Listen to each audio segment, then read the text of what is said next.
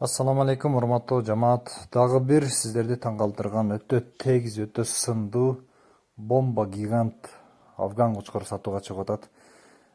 Бул кочкордун параметрлерин айталы, жакшылап тыңдаңыздар. Кочкордун бою 1,2 сантиметр уровеньде. Кулактары 19-20. Видеонун аягында кочкордун быйылкы козулары дагы көрсөтүлгөн. Кочкор азыр Каралжа районунда өтө мыктуу, сындуу, жакшы кочкор туугандар. Кимде ким жакшы уруктукка кочкор издеп жүргөн болсо, мына ушул кочкорду сиздерге сунуштайбыз.